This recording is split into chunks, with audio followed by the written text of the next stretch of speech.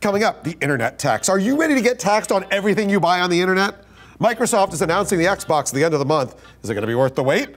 Hey, is the golden age of peer-to-peer sharing on its way out? All that and a lot more on this episode of Downloaded. Hey, welcome to Downloaded. This is the show where we gather the most opinionated voices in the tech field today, focus all that energy on the stories impacting the tech world. I am your host, Jim Louderback. Glad to be here. Joining me today, two guys who've been here before. Super psyched to have them, both of them back. Christina Bonnington is a writer at Wired's Gadget Lab, and Adi Kamdar, who is an activist from the Electronic Frontier Foundation. Both of you guys, welcome to the show. Really glad to have you. Let's get into our first story, all right. Which is about internet sales tax. So, kind of an interesting story. You know, for a long time, like when the internet was new, when it was a baby, and Amazon, all these guys, the tiny little companies struggling for survival, they didn't have to pay sales tax on the stuff that they sold. Now, Amazon has basically killed the entire retail area. Well, it actually does pay some taxes, but we still have this thing where internet companies, in a lot of cases, they don't have to pay tax. It's up to the consumer who buys it to pay their tax in the local municipalities where they get it from, which they never do. And now we're talking about taking that tax exemption away. It's called the Marketplace Fairness Act. So, no, Christina, do you agree with this? Should we be taxing internet commerce the same way we tax regular commerce? You know, I can kind of see both sides. I mean, the tax will make it, more even for whether you decide to shop at a brick and mortar retailer or whether you go online. Like Amazon here in California recently now charges sales tax. And so for me, it's just a matter of convenience. Do I want to just order something online or do I want to go to But isn't that the way it should be? I mean, should we be, Adi, should we be giving like e-commerce a leg up, 20 years after we first started, 15, whatever? Maybe. Once again, both sides make sense to me. It makes sense to tax things fairly if you're selling a good, right? Whether it's in a physical store or online. That being said, I think this is going to really affect small online stores or small online startups. But wait, they're exempting, if it's $1 million or less, they're exempting them in sales. In sales, right? Mm-hmm. Like, I don't know actually much about online business and how easy it is to hit that $1 million number, but I'm assuming, medium-sized, small to medium-sized companies hit that fairly quickly or can hit that fairly quickly. Here's the thing, look, the big argument for this when it came out, and I kind of made light of this, but it's true, is that we had this new business, we really wanted to kind of give it a leg up. Yeah. But now that it is so big, to me, I think, you brought up the point, it's like, this should be a level playing field. I think it should be a level playing field. Yeah. And I think you're right. It's like it should get down to convenience. Yeah. Like what do you do for me that's better? And I also feel for municipalities that a lot of people are buying stuff and they're just not making as much money. Is that an issue, Adi? It's kind of an issue. It's funny. I have a roommate who only buys things from Amazon, and it's simple things like deodorant and soap to like big things. And once again, it's a matter of convenience, and Amazon provides just a better service for that. He could go down to the Walgreens or something, but it's not usually open when he comes back from work. Right. Now, and the state of California has already passed some laws. I can't remember exactly what they were, but one of the reasons why Amazon is now charging sales tax in California is because of this. If you've got a distribution center in that state, you have to charge it in that state that you sell in. But I fundamentally believe it should. Now, I got a radical notion for you. So, e-commerce has devastated retail around this country. Now, you don't necessarily have to believe that, but I'll say that. Maybe retail stores should be tax exempt. What do you think, Christina? That's an interesting idea. I mean, maybe, we should just throw all taxes out. Maybe that would just make everything, I would buy so much more if there was no taxes on anything. Yeah, maybe we need that VAT. Maybe we just need a straight value-added tax like they do in other places around the world. All right, so I'll just finish this story because I think, personally, this is a good thing. I think everybody should have a level playing field, and everybody should be taxed at the same rate, whether you're online or offline. Christina, what's your final on this story? I agree with you. I think that's probably the fairest thing. Then it's just a matter of, do you decide to walk down the street, or do you decide to order something from the comfort of your computer? Right, exactly. What about you, Adi? Maybe it shouldn't be, or maybe it should be exactly fair, but I think, they are two different types of commerce, and they do provide two different services. And I think, yeah, maybe internet services should be taxed, but maybe not at the same rate. Okay. So let's have multiple different tax rates, and then we can just let the government. More bureaucracy, right? Love it. Let's move on to the next story, and I love this headline it's totally over the top. The hacked tweet that sank Wall Street. Okay, the tweet. Breaking! 2 explosions in the White House and Barack Obama is injured. Somebody, as it turns out, hacked the Associated Press's account in Twitter, put this up. It was pretty quickly they figured it out and brought it down, but the damage was done. The S&P went down, I guess, around 5% or so. By the way, I guess, Adi, are you surprised that something like this would happen? No, I'm really not surprised. I mean, here's the thing. Twitter just announced later that day, or maybe the day after, that they're going to somehow introduce 2-factor authentication. And that's something that is sorely needed in these sorts of situations where you have these huge players who tweet news or tweet updates or tweet, important things that could affect markets or could affect retail or could affect, huge political actions. You need to have stronger security in that case. Yeah, I mean, there's a trust level, I think, that we have with big brands on Twitter that I think this may be eroding it. What do you think, Christina?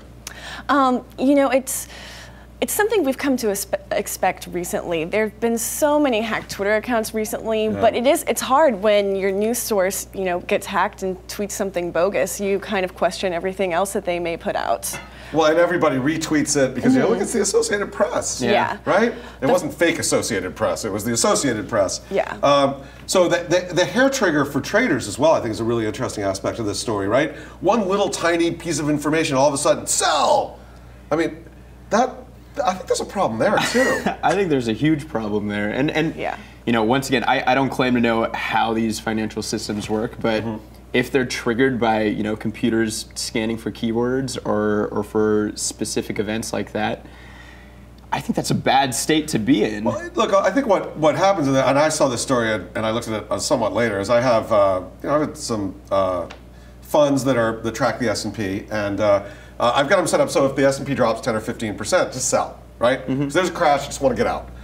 So these automated trading triggers are not something that just big investors do. Normal everyday investors do it, whether it's Scottrade or E-Trade or Ameritrade or whatever.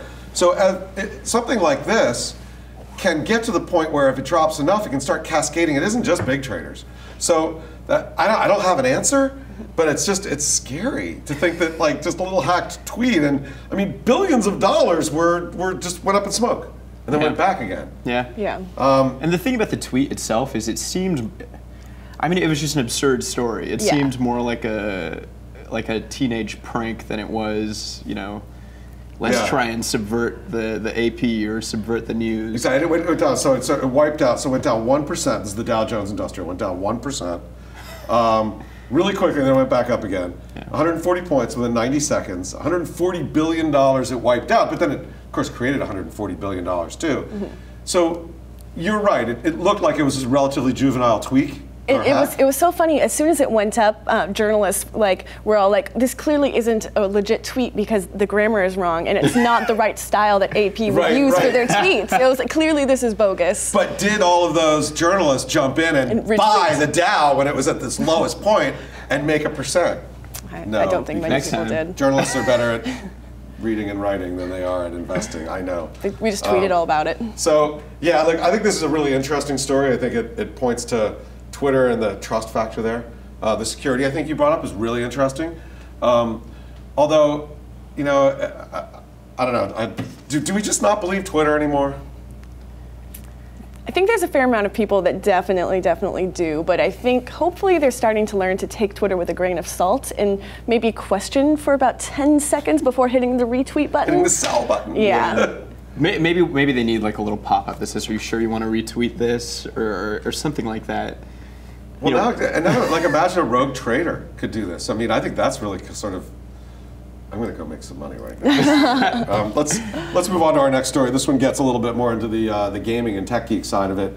It's the Xbox 720. Not the 720, maybe it's whatever they're going to call it. The next gen Xbox. They're actually going to do a big unveiling on May 21st, about 2 weeks in advance of E3. I think it's really interesting. Christina, have you followed this at all? What do you think? If you know what's going to be in that announcement, share it with us. I don't know what all is going to be announced, unfortunately, but it's kind of interesting. It does kind of follow the trend, Microsoft doing this big announcement outside of E3. They actually pulled out of CES this year also. Right. So, taking more control of their big announcements. Well, Apple did that, right? Mm-hmm. Yeah. And then having, because at E3 it's going to be, crazy news and stuff. But yeah, it sounds like the Xbox 720 is kind of what it's rumored to be called. Sounds like it's going to be cool. I'm excited. Xbox 360 is a fantastic platform, and so the 720 is supposed to have a lot more always connected features and sharing features. So you get like a headshot in a game, and you can share it to all your friends immediately, record what you're doing. That sounds like it's going to be really cool. Kind of bring gaming more in line with what you'd expect from online gaming and what you can do on your computer. Yeah, it's also supposed to have more sort of home theater, home movies, home TV sort of carry. It has that already, but it's going to have that too. Do you think that's a game changer for them? It may be a game changer for me. I'm not a huge gamer, but I feel like that's something that's more appealing to me in that case where, hey, here's my one-stop shop in my living room.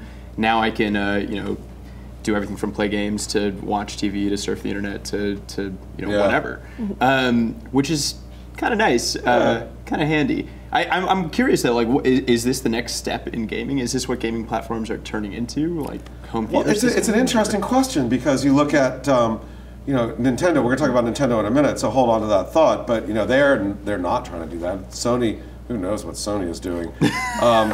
But I think I think Microsoft is really trying to say we are going to be the center of the living room, along with being a gaming experience. Look, I'm lining up to buy one. I will be not first in line, but maybe 10th in line to buy one because I'm super excited about it. I think that the contrast with Sony is really interesting too, right? So Sony did their big announce a couple months ago, and Microsoft's like, man, what are you doing? Blah blah. And so here they are doing the same thing.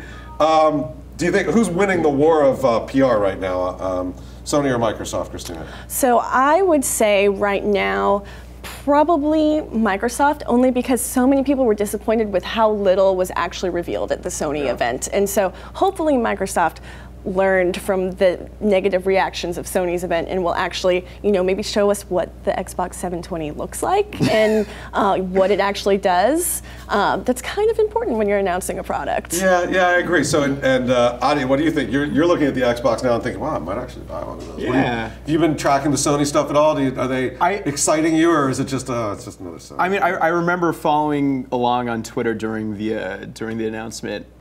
If you could call it an announcement, and having people getting like very excited and then just like immediately very disappointed, and it's kind of been a funny year of botched announcements or botched keynote speeches, and this is kind of the maybe there's going to be more. Hopefully there's going to be more this year. I think both of them are super exciting. Sony coming out with a new platform and really building it up, but also maybe not straying as far afield from where they were initially. Right? Because when they did the Sony PS3, they had a brand new cell processor, all this other stuff that's totally different and difficult to develop for. They may be pulling that back a little bit. Microsoft, who knows? You think they might go further out? I mean, I wonder, are they going to build something that's completely different, or is it just going to be a better version of this 360? What do you think? I definitely, it's hard to tell from a developer sort of standpoint, but I think it'll expand on what the 360 already does. I think combining home entertainment into that that package is a winning strategy. Because set-top boxes are so huge, connected TVs, having that access to all of your TV shows and the web right there, making that all in one package that has gaming also is going to be a good idea. It's going to be a good thing, yeah. Is that going to take away from the game though? Like, I'm wondering if like a social element or a more connected element, if I'm going to be distracted from shooting folks or running around because I want to share it with my friends, or I think it's a good question, but I think you do see with all the Xbox Live stuff, whether if you're playing Halo or you're playing Call of Duty, there is that sort of you talk to other people and you yell at them and you scream at them and you kill them. Hasn't seemed to move it that much, but the idea of all of a sudden my Twitter feed's over here and it has nothing to do with the game and it's distracting me. I don't get that at all. So I agree with you. Yeah. All right, so if they all came out today, if you had the Wii U in front of you, the 720, and the PS4, or whatever it is, which one would you buy? Adi, which one would you buy? I'd probably buy the 720. I mean, I think the hype's been better. Yeah, I'd go for the 720. I gotta say, I'd probably buy all three, but if I had to pick just one, I would buy the 722 right now. But whatever Microsoft does on the 21st, I think it's going to be interesting, entertaining, and fun. There are going to be a lot of questions when they're done, and E3 is going to be a really big deal. So I'm excited about E3. You know, someone who's not as excited about E3, Nintendo. So Nintendo usually does their big press conference, the Nokia Theater, which is where they do the Oscars, and they are not doing that this year. They are actually going and, well, it's interesting. So they're pulling back on their big E3 press conference that they've done for years in the Nokia Theater. But they're still doing something in the Nokia Theater, but it's smaller. They're actually doing they're doing something just for for their resellers. It's going to be a smaller thing in the Nokia Theater, and then they're taking press and letting them go to the booth early to play games. They are, I mean, they may not say it, but they are pulling back. Christina, what do you think's going on with these guys? It's really hard to tell. I mean, you know, is money tight? I don't know.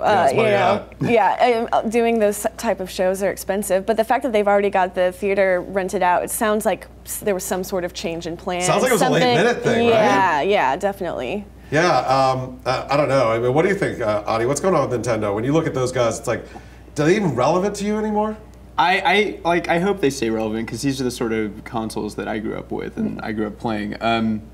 Maybe they just don't have a big announcement. Maybe they're trying to, they already have the Wii U out, and maybe they're trying to pull back and focus on the games itself and on, marketing the games, because that should be why people buy the Wii U or buy these consoles. Well, and Nintendo has always been about we're creating games for our platforms and our platforms alone. Mm-hmm. I wonder, would that ever change?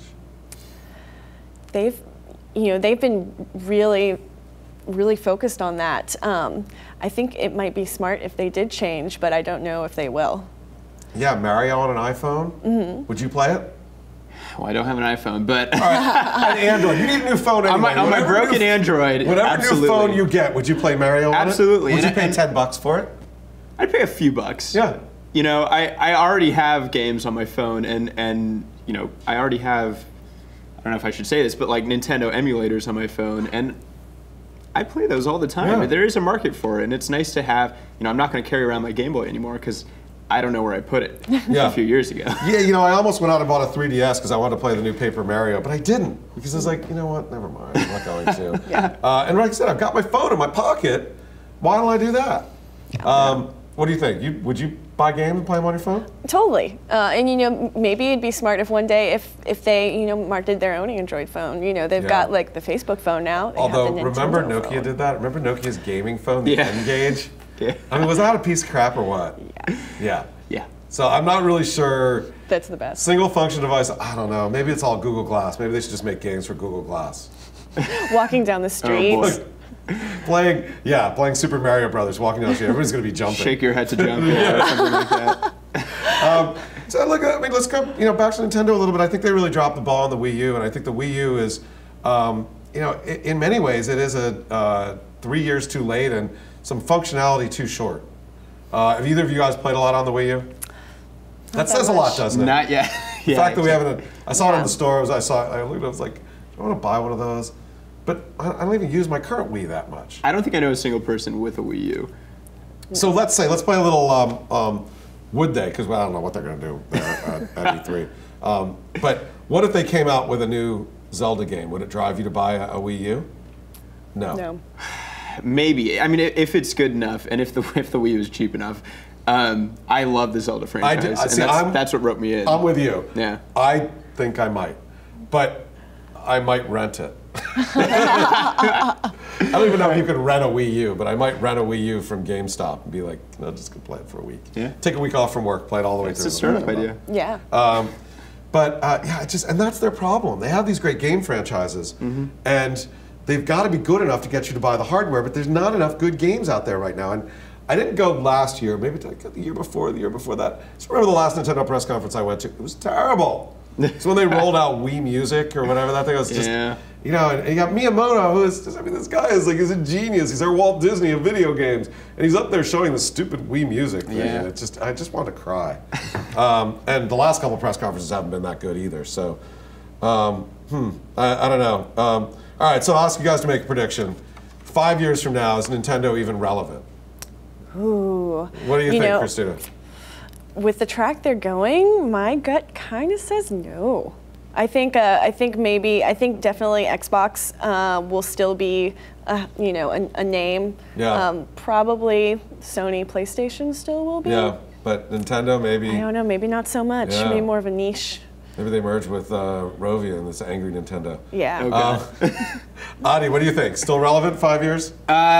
From a console perspective, maybe not. I think you're right. I think they're going to have to expand to other platforms. I would buy a Zelda game if it were on my Android device. Yeah, I think... You're that Nintendo. I agree with you. Yeah. I think the path for Nintendo is to become a game publisher across many platforms. Yeah. And it's sad, but I think the whole hardware business for them needs to go away. They failed. Another company that is on a little bit of a transition, PirateBay, which is now, so they were in Sweden, and then 2 weeks ago they went to Greenland, and now they're in Iceland. You can see I've got the little picture of their PirateBay in Iceland up here, which is great. The PirateBay, the dead torrent swamp, the grave of MPAA, the fall of, I don't even know what this is, Cedar's Cave. That's funny. So PirateBay, is there anywhere else for them to run? Adi, what do you think? Maybe. I mean, I think it's, we've seen that Iceland's been historically a little more lenient when it comes to hosting these sorts of sites, that either political pressure or legal pressure has forced other countries to shut down or to bar completely. We saw the same thing with WikiLeaks, for example. Yeah. I don't know how long it lasts, and I think there's huge free speech implications. There's huge entrepreneurial implications if just because the content industry or these entrenched political interests have enough say to say, hey, we don't want this sort of site that could be doing a lot of stuff illegally, but is also, it's a host for torrents. It's a site where you can find torrents. Well, you can't actually find the data. What you can do is find the links to where the data torrents. exists. Yeah, and these are torrents that are also very helpful, that are also, torrents full of public domain books or torrents full of Creative Commons licensed material. These are things that, you need to be able to find. And for a site to be subject to such political pressure where it's shut down kind of on arrival, that's an issue, I think. Yeah. Yeah, what do you think about all this, Christina? Yeah, I mean, they've been chasing WikiLeaks, all over the world. It's, I mean, I feel like the U.S. in particular is kind of putting a lot of pressure on these other countries that are hosting WikiLeaks, and not yeah, well, no, but it's the same thing. It's the torrent sites and PirateBay. Yeah. But it's a similar thing. It's like things that exist slightly outside of the law, but they don't really. And should we really be going after them? I don't think so. It's a really interesting. What is it about Iceland? I mean, you brought up, Adi, that Iceland is a place that has a little bit more of a safe haven for this. I mean, what's your sense about? I mean, the country's been through a lot. It's been through a whole lot, and I think part of that plays into this, where they're looking for a lot of avenues for economic growth. They're looking for ways to attract entrepreneurs. They're putting out a lot of money to attract people to start startups in Iceland, and for people in Iceland to start startups there. That's what the government's spending money on, because I think that'll have the longest returns, or the biggest returns in the long run. And I think that all plays into it. They need more lenient policies and more liberal policies when it comes to allowing these websites and startups to exist without so much regulation. Right. So you can go out and be creative and maybe create things and see what happens. Yeah. I think that's important too. Christina, if you think about this sort of golden age of peer-to-peer file sharing, is this kind of the end of that? Is it going away? I don't think so. I think people that want to share files, that want to pirate things, they're going to find a way. But I think to me, I think the main problem is convenience. Like, I think people will pay for content and download things legally if they are, pirating things, torrenting pirated files. If it's easier to just download it and pay for it in a legal way, they'll do it. But right now we're still in kind of a weird transition where some stuff is very readily available on iTunes or on Netflix and other things aren't. And so when it's not, like if it's 11 p.m. and you want to watch like Anchorman or something and it's not on Netflix, like you're not going to run to Best Buy and go pick up a DVD. You're gonna find some other way to get it. Right. Or if I pay my DirecTV subscription and I have access to that and it's there, but it's sitting at my house and I'm in a hotel and all I want to do is I want to watch what's there. If they make that easy, I mean, I'd even pay a little bit for that access, but I can't even do it. Yeah. Yeah. Yeah. So what's going to come next for this file sharing world? I mean, let's say they shut down all these, so they essentially go away. I mean, look, the Demonoid's gone, Pirate Bay is hanging on, we'll see what happens. What comes next?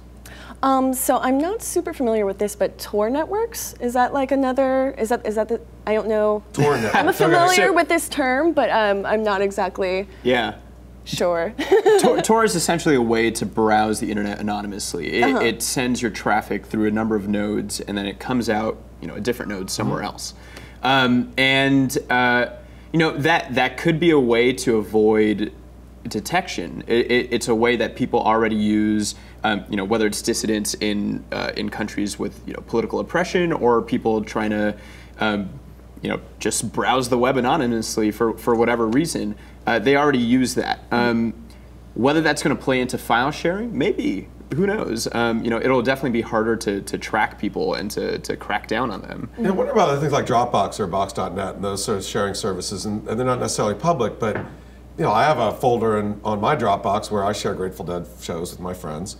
I mean, they're not copyrighted, so it's okay. But seriously, there's live shows that I've downloaded or I've taped, and I put a show up there, but it's only like 10 or 15 people that get it. But that sort of private file sharing thing it must be harder to police, right?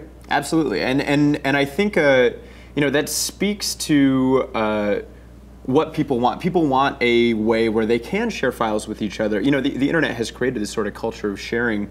And I think it's up to the business models to adapt to that rather than for us to scale back on the internet or to heavily regulate the internet in order to preserve those previous business models. And I think, like you said, it's a matter of convenience. If we're able to get these Grateful Dead shows, or the most prominent example I think is Game of Thrones. It's the most torrented TV show. And that's because HBO won't let me watch it because I don't have a cable subscription, so therefore I don't have an HBO subscription. Paying them. And I'm not paying them. But you would pay them if you could do it without having to pay for cable too. Yeah. I mean, so the price is too high. The price is. I don't have a TV. Yeah, exactly. I mean, the price is. But you can sign up for cable without a TV.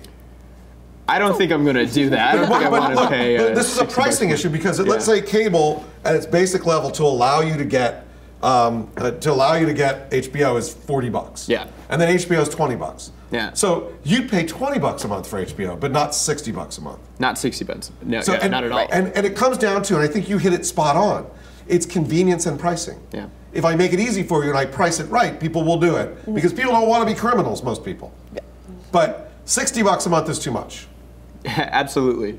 Especially for HBO. I mean, they have good shows, but not $60. But $20 you'd probably pay. I'd consider it more. I'm not saying that you're using BitTorrent to grab Game of Thrones, by the way. Neither am I. I'm not implying that. I'm just saying you and the broad global you. But it's pricing and convenience. Yeah. And if it's priced right, most people, and we saw this with music, right? I mean, music is now priced reasonably okay.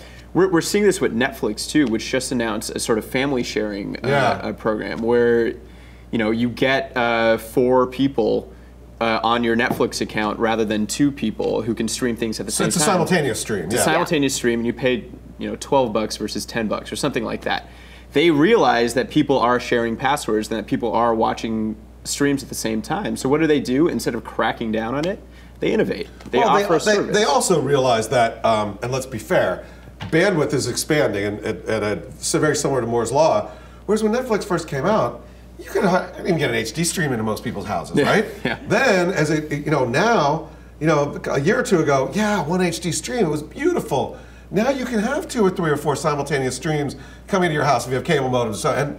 And so I totally get that people are sharing it, but I also get that it's a use case where you've got a family of 3 or 4 people, everybody's got their own devices, they all want to watch their own thing. And so it's almost like you kind of need to do that. I just think it's a great thing that we've got enough bandwidth now to be able to go do that. Yeah. Isn't that cool? Let's move on to our next story, which is about Apple getting fined by China for copyright breach. Wait a minute, did I read that right? Apple got a court in China fined Apple for copyright problems. Should it be the other way around? You guys read this story, right? I mean, $118,000. They posted, apparently some books got posted to the Apple App Store without the authors knowing about it through a third party. It's not really a huge story. I just think it's like the pot calling the kettle black, right?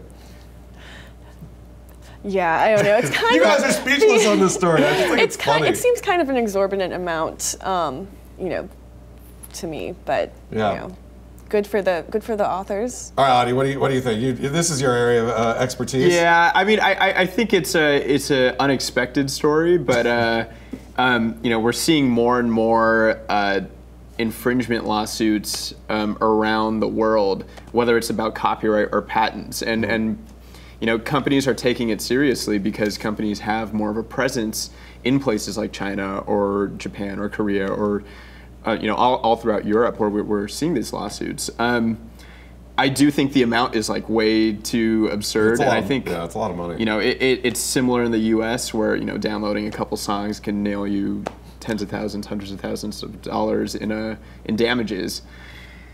There's a proportionality issue that you know, I think part of what it comes from is from these other countries getting their copyright laws or the way they react to copyright from the U.S.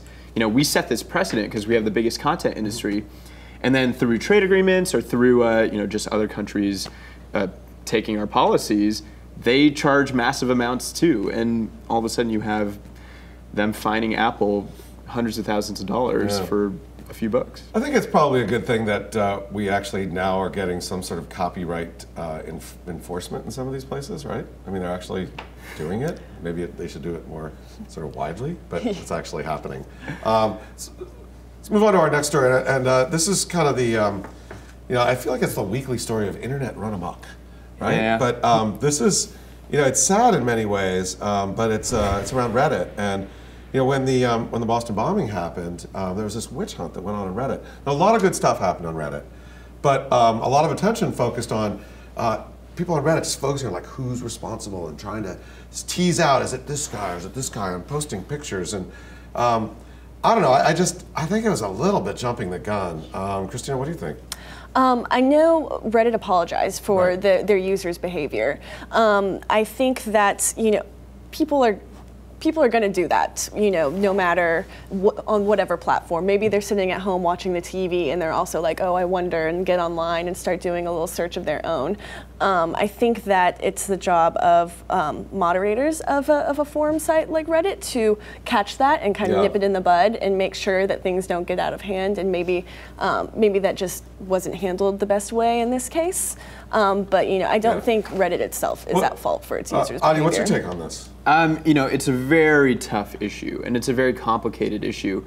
Like you said, Reddit did a lot of good during the bombings, finding people housing or finding people, you know, missing folks. That being said, you know, there are network effects when it comes to these controversial topics or these topics that are hot off the press, and you know, all it takes is a simple upvote for it to get it to the front page. I think, like you said, it's up to the Reddit community to really kind of take a step back and focus on what happened. Reddit has a policy against posting personal information, for example. That's you know, that's a hard and fast rule on Reddit that gets broken all the time. So, you know, maybe it is up to moderators and up to the community itself to really police these things and, you know, not give in to the sensationalism. Well, and the you know, let's face it, because the police did ask for community help, right? So there was a, hey, if you've got pictures, you got this, let's it. And I think I'm actually in favor of the whole idea of crowdsourcing police efforts to do a better job here. Am I wrong? I mean, I think it could definitely be done in a useful way. I think it's crowdsourcing the efforts without the sensationalism and without the pointing fingers. Like just like, I have a photo, or someone told me this. I don't know if it's true or not. Just like, this is the information I know. Here it is. Like, okay, and then you gather all these pieces. It's the drawing of conclusions, I guess, right? Yeah. Law enforcement has a lot of tools already, and they are doing a great job already. And if people want to, volunteer up photos that they have or videos that they have, cool, great. But I think you get to an issue when that kind of is removed from the law enforcement process, and when it kind of happens on its own, within its own communities, you get these wild accusations that unfortunately are unfounded a lot of the time. Yeah, everyone wants to be Sherlock Holmes, right? Yeah. And sometimes a barking dog is a barking dog. I have no idea what that means. I have one more question on the story. One last question I want to ask you guys on a completely different story. But do you think that that the people who are highlighted here, do they have any legal path to restitution for being exposed this way, as it turns out, unfairly? No. I mean, like, unless they're subject to harassment, like actual physical harassment or something close to that. A lot of times you find the best way to combat these acts of bad speech is with more speech, is with good speech. And we saw that with a Brown student who unfortunately passed away. Yeah. A lot of people were saying very hateful things about him, and it forced the family to take down the Facebook page. And after more news came out, or after news of the actual suspects came out, you saw this shift, and you saw a big community start to support these poor people and this family. I don't think there should be legal recourse unless it gets to a point where it's pretty extreme or it's necessary. Otherwise, it's people speaking, and they should be allowed to do that. Yeah. All right, so one last thing I want to ask you, just because we've covered this story before on Downloaded, and it's kind of closing the loop on it. 787 flying again. The batteries, they redid the batteries, lithium-ion batteries redone. Supposedly they're safe. They're up in the air. Adi, you going to fly on a 787 the next 6 months? Yeah, why not? I mean, it looks pretty cool. It looks pretty fun. Yeah. I mean, hopefully I get to travel sometime in the next 6 months. I wasn't buying you a ticket. I just wanted to know. I don't know. I mean, I'd be down. We're all going to Japan. Christina, what do you think? Yeah, I'd be fine. I mean, I think the percent failure rate before was very small anyway, and it's nice that they did actually, look into it and make some changes. Yeah, I would definitely fly it too, but I might be more inclined to fly it if it was going over land than going over the Pacific Ocean. Because I don't want to have a fire. You don't want to use your seat as a flotation device? Yeah, no, I don't. The other thing I noticed actually that's interesting, I've flown a lot over the past couple weeks, and more and more, when you get your bag and there's only like the last 10 people get on a plane, they got to take your bag and put it in the belly of the plane. They're like, take your lithium-ion batteries out of your bag before you give it to us to check. Really? So there's actually like a growing awareness of anybody's lithium-ion battery going into the belly of the beast, not a good thing. So with that, we're going to close today's Downloaded. It's all the time we have. Thanks a lot, Christy. Thanks a lot, Christina and Adi for showing up. Thank you. Christy. Thanks for joining me today. If you have any questions or comments, post them down below in our YouTube comment section. And until next time, you have been watching Downloaded.